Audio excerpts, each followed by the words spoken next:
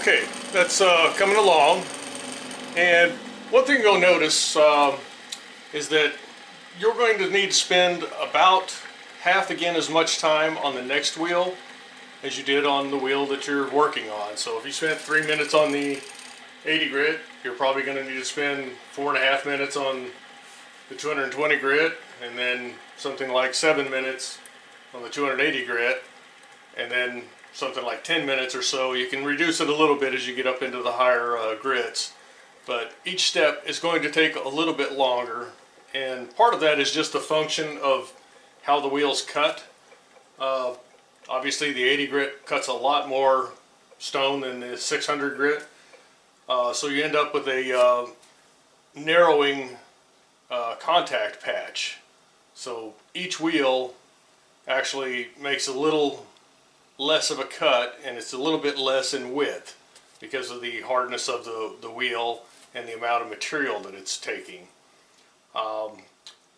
With the 600 grit, you're still doing just very minor shaping, but you're more at this point, you're into the polishing stages. So this side of the wheels are considered the polishing wheels, and the 80, 220, and 280 grit on the other side are considered the roughing wheels.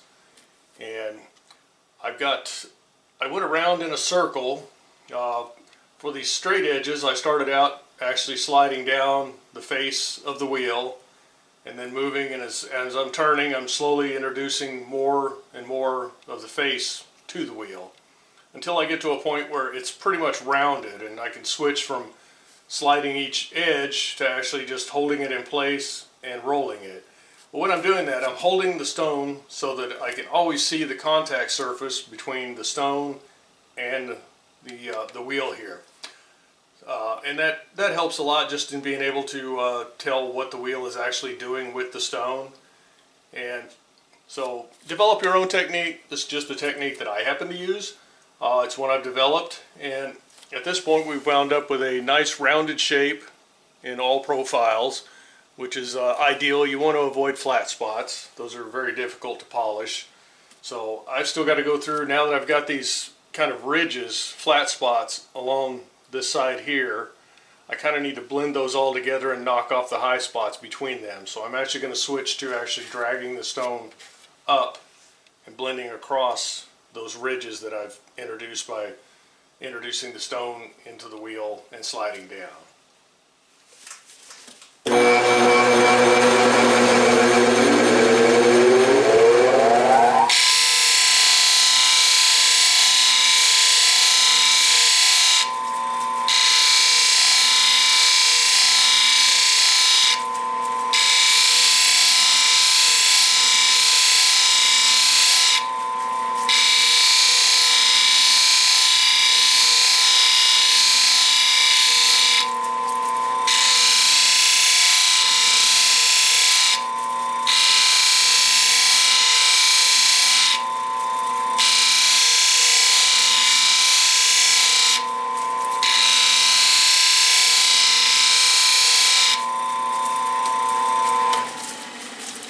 Okay, and I happen to be working with a rectangular shaped stone, but this same method works for basically an oval or a round, or you know, just about any shape that you have that's an outside curve.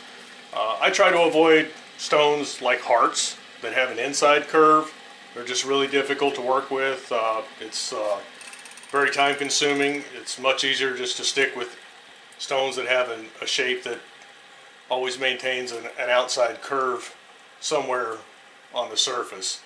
The things to avoid are inside curves and flat spots, which I do not do. I only do traditional type cabs. So I'm going to move on to the 1200 grit here and sort of begin continue the polishing process. And you can see from this stone we've already achieved a fairly decent polish. And I spent about probably 8 to 10 minutes on this particular stone, the 600 grit, and I'll probably do the same with the 1200 grit. At this point, we're really not removing much stone. We're just kind of blending all of the surfaces together and trying to remove any fine scratches that would have been left by the previous stone.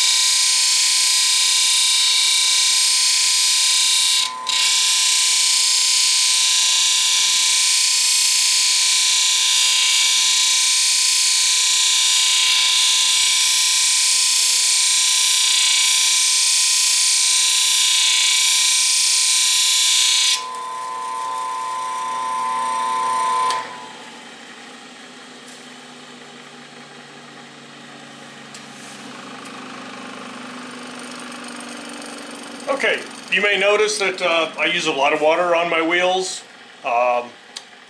There's a couple of reasons for that. Diamond is a lot cheaper than water. So if you run your wheels too dry, you'll wear your diamond out really quick. You wear your wheels out really quick.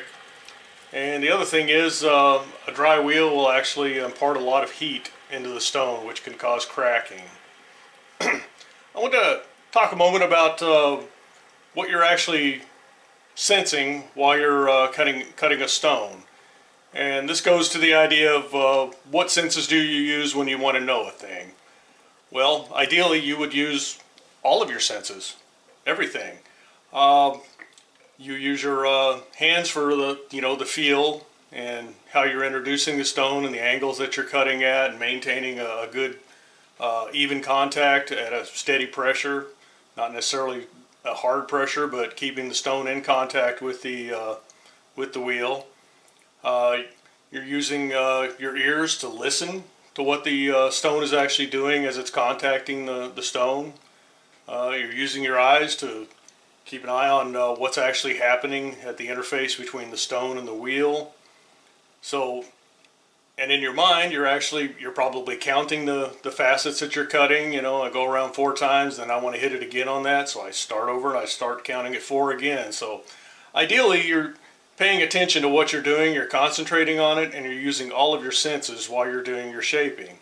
Don't be caught staring out the window while you're at this process. To get the best results, you really need to be engaged in thinking about what you're doing, listening to it, watching it, feeling it, and in that way you can actually wind up with a pretty decent result. So we've gone through this one. As you can see, we've started to get a pretty decent polish on this stone. And at this point I'm going to move over to the 1200 grit wheel, and I'm going to adjust you down just a little bit so you can actually see that wheel a little better, and we'll get that started and go with it. I don't worry at this point, I don't worry much about grits cross-contaminating each other. These stones are, because I use so much water, it washes a lot of the grit away, and so generally when I'm moving on to the next step, I'm not too concerned that I'm going to drag some grit from the 1200 over to the 300, or vice versa for the lower grit wheels. However, if you're concerned about that, you can keep a pot next to you with some water in it and just dip it in there and give it a good shake and clean it off that way.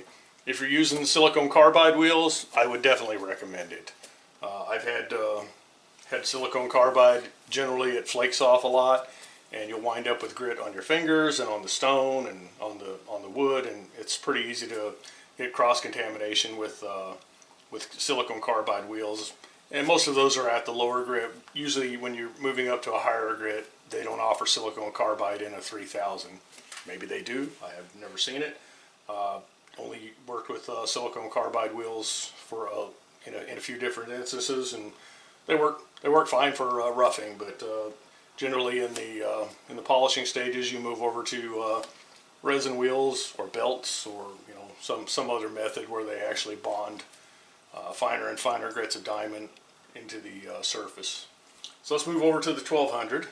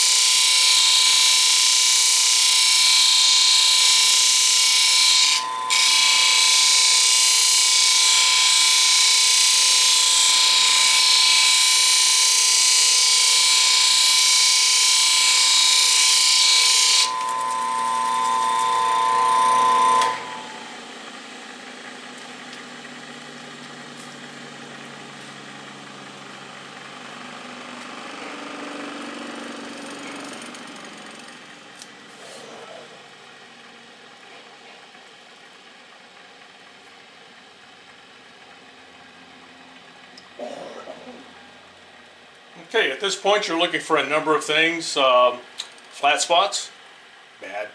Scratches from the previous wheels, also bad. Any defects in the interface between the stone and the cap, areas that did not adhere very well.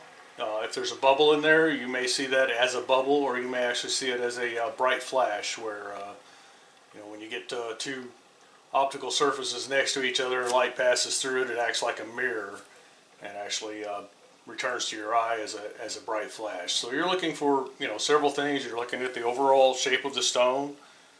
At this point, you can turn it on its edge and look at the profile of the stone. Is it nice and even?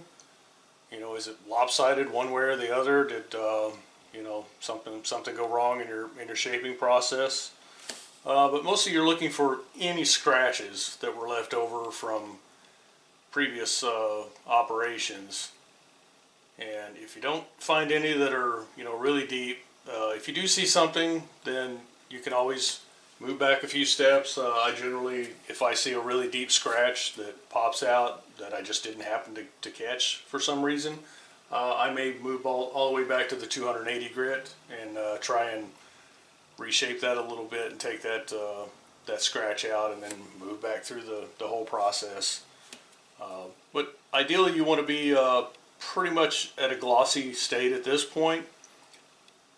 At 3000 grit, you're not going to get a great glossy finish. You are going to have a decent gloss, but for me the real kicker is to move up into the cerium oxide on wet leather and impart the final polish in that. And that works great as long as you've done a good job of getting all of the scratches out from all the previous wheels.